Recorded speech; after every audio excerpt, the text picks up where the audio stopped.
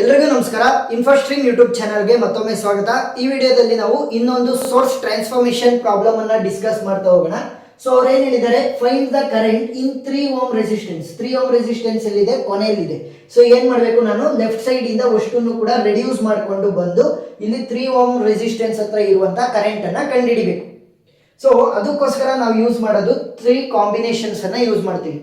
ಮೊದಲನೇದೇನು, Ohm's law ನಿಮಗೆ ಗೊತ್ತಿರಬೇಕು, V is equal to I R. ಅದರಲ್ಲಿ ಚೇಂಜಸ್ ಅನ್ನ ಮಾಡೋದಕ್ಕೂ ಕೂಡ ಗೊತ್ತಿರಬೇಕು. ಐ ಅಂತ ಅಂದ್ರೆ ವಿ ಬೈ ಆರ್, ಆರ್ ಅಂತ ಅಂದ್ರೆ ವಿ ಬೈ ಐ, ಆ ರೀತಿ. ನೆಕ್ಸ್ಟ್ ಇಲ್ಲಿ ವೋಲ್ಟೇಜ್ ಸೋರ್ಸ್ ಅನ್ನ ಕೊಟ್ಟಿದ್ದಾರೆ ಅಂತ ಅನ್ಕೊಳ್ಳಿ. ವೋಲ್ಟೇಜ್ ಸೋರ್ಸ್ ಮತ್ತೆ ರೆಸಿಸ್ಟೆನ್ಸ್ ಎರಡು ಕೂಡ ಯಾವತ್ತಿದ್ರು ಕೂಡ ಸೀರೀಸ್ ಅಲ್ಲೇ ಇರ್ತವೆ. ಇದನ್ನ ನಾನು ಕರೆಂಟ್ ಸೋರ್ಸ್ ಆಗಿ ಕನ್ವರ್ಟ್ ಮಾಡಬೇಕು ಅಂತಂದ್ರೆ ಕರೆಂಟ್ ಸೋರ್ಸ್ ಮತ್ತೆ ಇದೇ ರೆಸಿಸ್ಟೆನ್ಸ್ ಸೇಮ್ ಇಲ್ಲೇ ಬರುತ್ತೆ. ಈ ಓಮ್ಸ್ ಲಾನ ಇಟ್ಕೊಂಡ್ಬಿಟ್ಟು ವಿ ಇದ್ರೆ ಐ ಅನ್ನ ಕಂಡುಹಿಡ್ಕೊಂತೀವಿ, ಐ ಇದ್ರೆ ವಿ ಅನ್ನ ಕಂಡುಹಿಡ್ಕೊಂತೀವಿ. ವೈಸ್ ವರ್ಸ, ಕರೆಂಟ್ ಸೋರ್ಸ್ ಇಂದ ವೋಲ್ಟೇಜ್ ಮಾಡಬೇಕು ಅಂತಂದ್ರೆ ವೋಲ್ಟೇಜ್ ಮತ್ತೆ ಸೇಮ್ ರೆಸಿಸ್ಟೆನ್ಸ್ ಅನ್ನ ಬರೀಬೇಕು ಸೀರೀಸ್ ಅಲ್ಲಿ. ಇದೇ ವೋಲ್ಟೇಜ್ ಸೋರ್ಸ್ ಅನ್ನ ಕರೆಂಟ್ ಆಗಿ ಕನ್ವರ್ಟ್ ಮಾಡಬೇಕು ಅಂತಂದ್ರೆ ಓಮ್ಸ್ ಲಾ ಇಂದ ಕರೆಂಟ್ ವ್ಯಾಲ್ಯೂನ ಕಂಡುಹಿಡ್ಕೊಂಡು ಈ ವೋಲ್ಟೇಜ್ ವ್ಯಾಲ್ಯೂ ಇರುತ್ತಲ್ಲ ಅದರಿಂದ ಸೇಮ್ ರೆಸಿಸ್ಟೆನ್ಸ್ ಅನ್ನ ಪ್ಯಾರಲಲ್ ಆಗಿ ಹಾಕ್ಬೇಕು ಅಷ್ಟೇ. ಸೊ ಪ್ರಾಬ್ಲಮ್ ಸಾಲ್ವ್ ಮಾಡಿದಾಗ ಗೊತ್ತಾಗುತ್ತೆ. ಇದು ಮೊದಲನೇದು. ಎರಡನೇದೇನು, ಕರೆಂಟ್ ಸೋರ್ಸಸ್ಗಳು, ಎರಡು ಕರೆಂಟ್ ಸೋರ್ಸಸ್ಗಳು ಏನಾದ್ರೂ ಸೇಮ್ ಡೈರೆಕ್ಷನ್ ಅಲ್ಲಿ ಹೋಗ್ತಾ ಇದ್ರೆ, ಮೇಲಾಗ್ಲಿ ಅಥವಾ ಕೆಳಗಡೆ ಆಗ್ಲಿ, ನಾನು ಇಲ್ಲಿ ಮೇಲ್ ಮಾತ್ರ ತೋರಿಸಿದೀನಿ, ಮೇಲ್ ಹೋಗ್ಲಿ ಅಥವಾ ಕೆಳಗಡೆ ಹೋಗ್ಲಿ, ಸೇಮ್ ಡೈರೆಕ್ಷನ್ ಇದ್ರೆ ಆಡ್ ಮಾಡಬೇಕು. ಡಿಫರೆಂಟ್ ಡೈರೆಕ್ಷನ್, ಒಂದು ಮೇಲೆ ಒಂದು ಕೆಳಗಡೆ, ಆ ರೀತಿ ಇದ್ರೆ ಸಬ್ಸ್ಟ್ರಾಕ್ಟ್ ಮಾಡಬೇಕು. ನೆಕ್ಸ್ಟ್ ವೋಲ್ಟೇಜ್ ಸೋರ್ಸ್ಗಳು ಅಷ್ಟೇ, plus minus plus minus. So ಅವುಗಳ ಸೈನ್ಗಳು ಏನಿರಬೇಕು, ಆಲ್ಟರ್ನೇಟಿವ್ ಇರಬೇಕು, plus minus plus minus. So alternative ಇದ್ದಾಗ ಏನ್ ಮಾಡಬೇಕು, ಆಡ್ ಮಾಡಬೇಕು. ಆಲ್ಟರ್ನೇಟಿವ್ ಇಲ್ಲ, plus minus minus plus. Alternative ಇತ್ತಾ, ಇಲ್ಲ, ಇಲ್ಲಿ ರಿಪೀಟ್ ಆಗಿದೆ ಮೈನಸ್ ಎರಡು ಸಲ. ಸೊ ಏನು, ರಿಪೀಟ್ ಆದ್ರೆ ಸಬ್ಸ್ಟ್ರಾಕ್ಟ್ ಮಾಡಬೇಕು. ಆಲ್ಟರ್ನೇಟಿವ್ ಇದ್ರೆ ಪ್ಲಸ್, ರಿಪೀಟ್ ಆದ್ರೆ ಮೈನಸ್, ಸೇಮ್ ಡೈರೆಕ್ಷನ್ ಆದ್ರೆ ಪ್ಲಸ್, ಡಿಫರೆಂಟ್ ಡೈರೆಕ್ಷನ್ ಆದ್ರೆ minus. Voltage source resistance series ಅಲ್ಲಿ ಇರ್ತವೆ. ಓಮ್ಸ್ ಲಾನ ಯೂಸ್ ಮಾಡಿಕೊಂಡು ಕರೆಂಟ್ ವ್ಯಾಲ್ಯೂನ ಕಂಡುಹಿಡ್ಕೊಂಡು ಕರೆಂಟ್ ಮತ್ತೆ ಅದೇ ರೆಸಿಸ್ಟೆನ್ಸ್ ಇಲ್ಲಿಗೆ ಹಾಕ್ರಿ. ಕರೆಂಟ್ ಸೋರ್ಸ್ ಅಲ್ಲಿ ಕೊಟ್ಟಿದ್ರೆ ವೋಲ್ಟೇಜ್ ಸೋರ್ಸ್ಗೆ ವೋಲ್ಟೇಜ್ ವ್ಯಾಲ್ಯೂನ ಈ ಫಾರ್ಮುಲಾ ಇಂದ ತಕೊಂಡ್ಬಿಟ್ಟು ವೋಲ್ಟೇಜ್ ಮತ್ತೆ ಅದೇ ರೆಸಿಸ್ಟೆನ್ಸ್ ಅನ್ನ ಸೀರೀಸ್ ಅಲ್ಲಿ ಹಾಕ್ರಿ ಅಷ್ಟೇ. ಪ್ರಾಬ್ಲಮ್ ಸಾಲ್ವ್ ಮಾಡೋಣ ಗೊತ್ತಾಗುತ್ತೆ. ಇವಾಗ ನಾನು ಹೇಳಿದೆ ಅಷ್ಟನ್ನು ಕೂಡ ಈ ಕಡೆ 3 ಓಮ್ ರೆಸಿಸ್ಟೆನ್ಸ್ ಕಡೆಗೆ ನಾನು ರೆಡ್ಯೂಸ್ ಮಾಡ್ತಾ ಬರಬೇಕು. ಫಸ್ಟ್ ನೋಡಿ, ಇಲ್ಲಿ ಏನ್ ಕೊಟ್ಟಿದ್ದಾರೆ, ವೋಲ್ಟೇಜ್ ಸೋರ್ಸ್ ಅನ್ನ ಕೊಟ್ಟಿದ್ದಾರೆ. ನಾನು ಹೇಳಿದ್ದೆ voltage and resistance will be in series. So ಏನ್ ಮಾಡೋಣ, ಇದನ್ನ ಫಸ್ಟ್ ನಾವು ಕರೆಂಟ್ ಸೋರ್ಸ್ ಆಗಿ ಕನ್ವರ್ಟ್ ಮಾಡೋಣ, ರೆಡ್ಯೂಸ್ ಮಾಡ್ಬೇಕಲ್ವಾ ನಾನು, ಅದಕ್ಕೋಸ್ಕರ. ಸೊ ಕರೆಂಟ್ ಸೋರ್ಸ್ ಆಗಿ ಕನ್ವರ್ಟ್ ಮಾಡಿದ್ರೆ ನನ್ನ ಅಪ್ಡೇಟೆಡ್ ಸರ್ಕ್ಯೂಟ್ ಏನಾಗುತ್ತೆ, ಎರಡು ಕೂಡ ಸೀರೀಸ್ ಅಲ್ಲಿ, ಸೊ ಎರಡು ಕೂಡ ಪ್ಯಾರಲಲ್ ಆಗಿ ಬರ್ತವೆ, ಕರೆಂಟ್ ಮತ್ತೆ ರೆಸಿಸ್ಟೆನ್ಸ್. ಸೊ ನಾನು ಕರೆಂಟ್ ಸೋರ್ಸ್ ಅನ್ನ ಈ ರೀತಿ ಡಿಟೆಕ್ಟ್ ಮಾಡ್ತೀನಿ ಬಾಕ್ಸ್ ಇಂದವ. ಇಲ್ಲಿ ಪಾಸಿಟಿವ್ ಮೇಲ್ಗಡೆನೇ ಇದೆ, ಸೊ ಮೇಲ್ಗಡೆಗೆ ತೋರಿಸಿ, ಯಾವ ಕಡೆ ಪಾಸಿಟಿವ್ ಇರುತ್ತೆ ಆ ಕಡೆಗೆ ತೋರಿಸ್ರಿ ಅಷ್ಟೇ. ಇದು ಕರೆಂಟ್ ಆಯ್ತು. ವೋಲ್ಟೇಜ್ ಮತ್ತೆ ರೆಸಿಸ್ಟೆನ್ಸ್ ಸೀರೀಸ್ ಅಲ್ಲಿ ಇರ್ತವೆ, ಕರೆಂಟ್ ಕನ್ವರ್ಟ್ ಮಾಡಿದ್ರೆ ಕರೆಂಟ್ ಮತ್ತೆ ರೆಸಿಸ್ಟೆನ್ಸ್ ಎರಡು ಕೂಡ ಪ್ಯಾರಲಲ್ ಆಗ್ತವೆ. ಇನ್ನು ಉಳಿದಿರೋದೆಲ್ಲ ಸೇಮ್.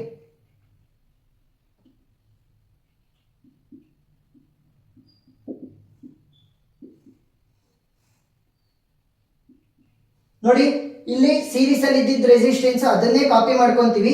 ಕರೆಂಟ್ ವ್ಯಾಲ್ಯೂ ಗೊತ್ತಿಲ್ಲ, ಕರೆಂಟ್ ವ್ಯಾಲ್ಯೂನ ಅಲ್ಲಿ ಓಮ್ಸ್ ಲಾನ ಯೂಸ್ ಮಾಡ್ಕೊಂಡು ಸಾಲ್ವ್ ಮಾಡೋದು. V is equal to I R, current ಬೇಕು, I will be equal to V divided by R. Voltage ಎಷ್ಟಿರೋದು 6 ಡಿವೈಡೆಡ್ ಬೈ ರೆಸಿಸ್ಟೆನ್ಸ್ ಎಷ್ಟು 2, 6/2 ಅಂತ ಅಂದ್ರೆ 3 ಆಂಪಿಯರ್. ನೆಕ್ಸ್ಟ್ ನೋಡಿ, ಇಲ್ಲಿ 2 ಓಮ್ ರೆಸಿಸ್ಟೆನ್ಸ್ 6 ಓಮ್ ರೆಸಿಸ್ಟೆನ್ಸ್ ಎರಡು ಕೂಡ ಪ್ಯಾರಲಲ್ ಆಗಿದ್ದಾವೆ. ನಾನು ಆದಷ್ಟು ರೆಡ್ಯೂಸ್ ಮಾಡ್ಕೊಂಡು 3 ಓಮ್ ಕಡೆ ಬರೋದಕ್ಕೆ ಟ್ರೈ ಮಾಡಬೇಕು. ಯಾಕೆ, 3 ಓಮ್ ರೆಸಿಸ್ಟೆನ್ಸ್ ಹತ್ರ ಇರುವಂತ ಕರೆಂಟ್ ಅನ್ನ ಕಂಡುಹಿಡಬೇಕು, ಅದಕ್ಕೋಸ್ಕರ.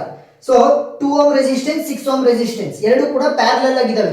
ಪ್ಯಾರಲಲ್ ಇದ್ರೆ ಈಕ್ವಲೆಂಟ್ ರೆಸಿಸ್ಟೆನ್ಸ್ ಅನ್ನ ಯಾವ ರೀತಿ ಕಂಡುಹಿಡಿತೀರಾ, ಸಿಂಪಲ್ ಟೆಕ್ನಿಕ್, ಎರಡೇ ಎರಡು ರೆಸಿಸ್ಟೆನ್ಸ್ ಗಳಿರೋದು. So R1 into R2 divided by R1 plus R2.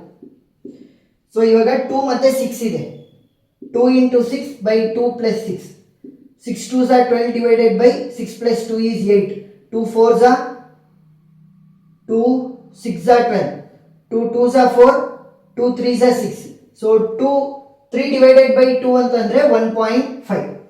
So ಎಷ್ಟಾಯ್ತು, ಈಕ್ವಲೆಂಟ್ ರೆಸಿಸ್ಟೆನ್ಸ್ ಇಲ್ಲೇ ಬರೀತೀವಿ, ನೀವು ನೆಕ್ಸ್ಟ್ ಸ್ಟೆಪ್ ಅಲ್ಲಿ ಬರೀರಿ. So equivalent resistance is 1.5 ohm. So next ಏನ್ ಮಾಡೋಣ ಅಂತಂದ್ರೆ ಕರೆಂಟ್ ಸೋರ್ಸ್ ಜನರೇಟ್ ಆಯ್ತು, ಮತ್ತೆ ಅದನ್ನ ವೋಲ್ಟೇಜ್ ಆಗಿ ಕನ್ವರ್ಟ್ ಮಾಡೋಣ. ಎಲ್ಲಿವರೆಗೂ ಇದು ಹತ್ರ ಬರೋವರೆಗೂ ಕೂಡ ಅದನ್ನೇ ಫಾಲೋ ಮಾಡಬೇಕು. ಸೊ ಇವಾಗ ನೋಡಿ ಏನ್ ಮಾಡ್ತೀನಿ, ಸೊ ಇವಾಗ ಏನ್ ಮಾಡಬೇಕು, ವೋಲ್ಟೇಜ್ ಸೋರ್ಸ್ ಆಗಿ ಕನ್ವರ್ಟ್ ಮಾಡಬೇಕು ಅಂತಂದ್ರೆ ವೋಲ್ಟೇಜ್ ಮತ್ತೆ ರೆಸಿಸ್ಟೆನ್ಸ್ ಎರಡು ಕೂಡ ಸೀರೀಸ್ ಆಗಿ ಬರ್ತವೆ. ಇದಕ್ಕೆ ಪ್ಯಾರಲಲ್ ಆಗಿರುವಂತ ರೆಸಿಸ್ಟೆನ್ಸ್ ಯಾವುದು 1.2. ಸೊ 1.2 ಏನಾಗುತ್ತೆ, ಸೀರೀಸ್ ಅಲ್ಲಿ ಬರುತ್ತೆ, 1.2 ಓಮ್ ನೆಕ್ಸ್ಟ್ ಇಲ್ಲಿ ಮೇಲ್ಗಡೆ ಡೈರೆಕ್ಷನ್ ಇರೋದ್ರಿಂದ ಪ್ಲಸ್ ಮೈನಸ್ ವೋಲ್ಟೇಜ್ ವ್ಯಾಲ್ಯೂನ ಕಂಡುಹಿಡ್ಕೊಳ್ಳೋಣ. 2 ohm resistance, 3 ampere, 1 ohm resistance, 3 ohm resistance. So ಇವಾಗ ನೋಡಿ ಏನಾಯ್ತು, ನನಗೆ ವೋಲ್ಟೇಜ್ ಸೋರ್ಸ್ ಆಗಿ ಕನ್ವರ್ಟ್ ಮಾಡ್ಕೊಂಡಿದ್ದೀನಿ, ಬಟ್ ವೋಲ್ಟೇಜ್ ವ್ಯಾಲ್ಯೂ ಗೊತ್ತಿಲ್ಲ. ಕರೆಂಟ್ ಇಂದ ವೋಲ್ಟೇಜ್ ವ್ಯಾಲ್ಯೂನ ತೆಗೀರಿ. V is equal to IR. Current value ಏನಿದೆ 3 ಆಂಪಿಯರ್. ಇದರ ರೆಸ್ಪೆಕ್ಟಿವ್ ರೆಸಿಸ್ಟೆನ್ಸ್ ಎಷ್ಟು 1.5.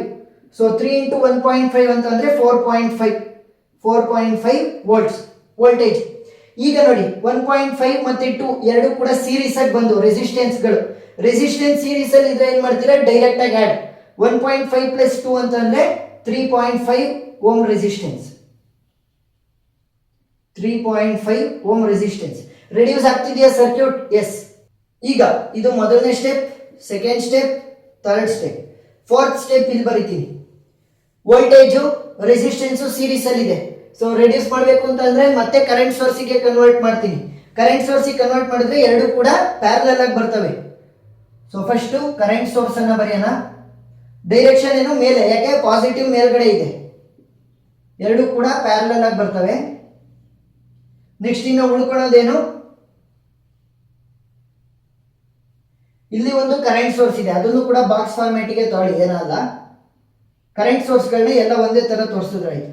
1 ಓಮ್ ರೆಸಿಸ್ಟೆನ್ಸ್, 3 ಓಮ್ ರೆಸಿಸ್ಟೆನ್ಸ್, ಇದು 3 ಆಂಪಿಯರ್. ಸೊ ಈಗ ಇಲ್ಲಿ ಏನು ರೆಸಿಸ್ಟೆನ್ಸ್ ಇರುತ್ತೆ ಅದೇ ರೆಸಿಸ್ಟೆನ್ಸ್ ಪ್ಯಾರಲಲ್ ಆಗಿ ಬರೋದು 3.5 ಓಮ್. ನೆಕ್ಸ್ಟ್ ವೋಲ್ಟೇಜ್ ಇದೆ, ರೆಸಿಸ್ಟೆನ್ಸ್ ಇದೆ, ಕರೆಂಟ್ ಅನ್ನ ಕಂಡುಹಿಡಿಬಹುದು. I is equal to V divided by R. ವೋಲ್ಟೇಜ್ ಎಷ್ಟಿರೋದು 4.5 ಡಿವೈಡೆಡ್ ಬೈ ರೆಸಿಸ್ಟೆನ್ಸ್ ಎಷ್ಟಿದೆ 3.5. ಸೊ ಸಾಲ್ವ್ ಮಾಡಿ ಎಷ್ಟಾಗುತ್ತೆ, 4.5 divided by 3.5. So 1.285 ampere. So value ಎಷ್ಟು 1.285 ಆಂಪಿಯರ್. ನೆಕ್ಸ್ಟ್ ಸ್ಟೆಪ್ ನೋಡಿ, ಇಲ್ಲಿ ಒಂದೇ ಒಂದು ರೆಸಿಸ್ಟೆನ್ಸ್ ಪ್ಯಾರಲಲ್ ಆಗಿರೋದು ಈ ಕರೆಂಟ್, ಇಲ್ಲಿ ಒಂದೇ ಒಂದು ರೆಸಿಸ್ಟೆನ್ಸ್ ಪ್ಯಾರಲಲ್ ಆಗಿರೋದು ಈ ಕರೆಂಟ್ಗೆ.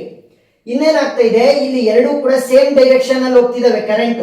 ನಾನು ಪ್ರೀವಿಯಸ್ ಸ್ಟೆಪ್ ಅಲ್ಲೇ ಮಾಡ್ಬೋದಿತ್ತು. ಇಲ್ಲಿ ಇವೆರಡನ್ನ ಯಾಕೆ ಮಾಡಲಿಲ್ಲ ಅಂತಂದ್ರೆ ಇಲ್ಲೊಂದು ರೆಸಿಸ್ಟೆನ್ಸ್ ಇತ್ತು, ಇಲ್ಲಿ ಸಮೇಷನ್ ಅನ್ನ ಮಾಡಬೇಕಿತ್ತು. ಅದಕ್ಕೋಸ್ಕರ ನಾನೇನ್ ಮಾಡಿದೆ, ಫಸ್ಟ್ ವೋಲ್ಟೇಜ್ ಆಗಿ ಕನ್ವರ್ಟ್ ಮಾಡಿ ಮತ್ತೆ ಕರೆಂಟಿಗೆ ಕನ್ವರ್ಟ್ ಮಾಡ್ಕೊಂಡೆ. ಈಗ ಕರೆಂಟ್ ಎರಡು ಕೂಡ ಒಂದೇ ಡೈರೆಕ್ಷನ್ ಅಲ್ಲಿ ಹೋಗ್ತಿದ್ರೆ ಏನ್ ಮಾಡಬೇಕು, ಆಡ್ ಮಾಡಬೇಕು. ಸೊ ಆಡ್ ಮಾಡಿದ್ರೆ ಏನಾಗುತ್ತೆ, ಸೇಮ್ ಡೈರೆಕ್ಷನ್ ಅಲ್ಲಿ ಹೋಗ್ತಿರೋದು. ರೆಸಿಸ್ಟೆನ್ಸ್ ಯಾವುದು 3.5. ನೆಕ್ಸ್ಟ್ ಇಲ್ಲಿ 1 ಓಮ್ ರೆಸಿಸ್ಟೆನ್ಸ್ ಇದೆ. ನೆಕ್ಸ್ಟ್ ಇಲ್ಲಿ 3 ಓಮ್ ರೆಸಿಸ್ಟೆನ್ಸ್. ಸೊ ಆಡ್ ಮಾಡಿದ್ರೆ ಏನಾಗುತ್ತೆ, 3 ಪ್ಲಸ್ 1.285 ಅಂತಂದ್ರೆ 4.285 ಆಂಪಿಯರ್. ಈಗ ನಾನೇನ್ ಮಾಡಬೇಕು, current across the 3 ohm resistance ಅನ್ನ ಫೈಂಡ್ ಔಟ್ ಮಾಡಬೇಕು. ಇದನ್ನ ನಾನು ಫುಲ್ ಕರೆಂಟ್ ಅಂತ ಅನ್ಕೊಂಡ್ರೆ 4.285 ಆಂಪಿಯರ್, ಇದು ಈ ರೀತಿ ಫುಲ್, ಸೊ ಇದು ಈ ರೀತಿ ಫ್ಲೋ ಆಗ್ತಾ ಹೋಗುತ್ತೆ. ಬಟ್ ಇಲ್ಲೇನಾಗುತ್ತೆ, ಎರಡು ಭಾಗಗಳಾಗಿ ಡಿವೈಡ್ ಆಗುತ್ತೆ. ಇದನ್ನ I1 ಅಂತ ಕರೆಯೋಣ, ಇದನ್ನ I2 ಅಂತ ಕರೆಯೋಣ. ನನಗೆ I2 ವ್ಯಾಲ್ಯೂ ಫೈಂಡ್ ಔಟ್ ಮಾಡುವಂತ ಅವಶ್ಯಕತೆ ಇಲ್ಲ, ಯಾಕೆ ಇಲ್ಲಿ I1 ಮುಖಾಂತರ ಹೋಗ್ಬಿಟ್ಟು 3 ಓಮ್ ರೆಸಿಸ್ಟೆನ್ಸ್ ಹೋಗುತ್ತಲ್ವಾ. ಸೊ ಆ I1 ವ್ಯಾಲ್ಯೂ ಗೊತ್ತಾದ್ರೆ ಕರೆಂಟ್ ಅಕ್ರಾಸ್ 3 ಓಮ್ ರೆಸಿಸ್ಟೆನ್ಸ್ ಗೊತ್ತಾಗುತ್ತೆ. ಸೊ ಇದನ್ನ ಫೈಂಡ್ ಔಟ್ ಮಾಡೋದಕ್ಕೆ ನಾವೇನ್ ಮಾಡ್ತೀವಿ ಅಂತಂದ್ರೆ ಕರೆಂಟ್ ಡಿವಿಷನ್ ರೂಲ್ ಅನ್ನ ಯೂಸ್ ಮಾಡ್ತೀವಿ. ಏನು, current division rule. Using current division rule. Current division rule ಏನ್ ಹೇಳುತ್ತೆ ಅಂತಂದ್ರೆ, ಕರೆಂಟ್ ಇಲ್ಲಿ ಯಾವ ಕರೆಂಟ್ ಬೇಕಾಗಿರೋದು ನನಗೆ I1 ಅಲ್ವಾ, ಈ 3 ಓಮ್ ರೆಸಿಸ್ಟೆನ್ಸ್ ಮುಖಾಂತರ ಹೋಗೋದು. I1 will be equal to I1 will be equal to total current into resistance of the opposite branch divided by resistance of the opposite branch plus resistance of the current branch. So ಇದನ್ನ ಬರ್ಕೊಳ್ಳಿ. ಏನು, current I1 will be equal to total current ಎಷ್ಟು 4.285 into resistance of opposite branch. So resistance ಇಲ್ಲಿ 3 ohm resistance ಹತ್ರ ನಾನು ಕಂಡುಹಿಡಿತಿರೋದು. So ಇದರ opposite branch ಯಾವ್ದಿರೋದು 3.5. ಸೊ 3.5 ಡಿವೈಡೆಡ್ ಬೈ ಮತ್ತೆ ಅದೇ opposite resistance 3.5 plus resistance of current branch. So resistance of current branch ಅಂತಂದ್ರೆ ಕರೆಂಟ್ I1 ಎಲ್ಲಿಂದ ಫ್ಲೋ, ಈ I1 ಕರೆಂಟ್ ಎಲ್ಲೆಲ್ಲಿ ಫ್ಲೋ ಆಗುತ್ತೆ ಅದೆಲ್ಲದನ್ನು ಕೂಡ ಆಡ್ ಮಾಡಬೇಕು. 1 ಓಮ್ ರೆಸಿಸ್ಟೆನ್ಸ್ 3 ಓಮ್ ಎರಡು ಕೂಡ ಏನಾಗಿದೆ ಸೀರೀಸ್ ಅಲ್ಲಿ ಇದೆ. ಸೊ 1 + 3 ಏನಾಯ್ತು 4. ಇಲ್ಲಿ ಇರೋದು ಎರಡೇ ಬ್ರಾಂಚ್. ಒಂದು ಬ್ರಾಂಚ್ ಅಲ್ಲಿ ಕರೆಂಟ್ I1 ಫ್ಲೋ ಆಗ್ತಾ ಇದೆ, ಇನ್ನೊಂದು ಬ್ರಾಂಚ್ ಅಲ್ಲಿ ಕರೆಂಟ್ I2 ಫ್ಲೋ ಆಗ್ತಾ ಇದೆ. ಸೊ ಆಪೋಸಿಟ್ ಬ್ರಾಂಚಿನ ರೆಸಿಸ್ಟೆನ್ಸ್ ಅಂದ್ರೆ 3.5 ಅಂದ್ರೆ ಬೇರೆ ಕರೆಂಟ್ ಹೋಗ್ತಿರೋದು I2. ಈಗ ಕರೆಂಟ್ ಬ್ರಾಂಚ್ ಅಂತ ಅಂದ್ರೆ ಏನು, ಕರೆಂಟ್ ಬ್ರಾಂಚ್ ರೆಸಿಸ್ಟೆನ್ಸ್ ಅಂತ ಅಂದ್ರೆ I1 ಹೋಗ್ತಿದೆಯಲ್ಲ ಅದು. ಯಾಕೆ I1 ಅನ್ನ ನಾನು ಕಂಡುಹಿಡಿತಾ ಇರೋದು ಅದಕ್ಕೋಸ್ಕರ.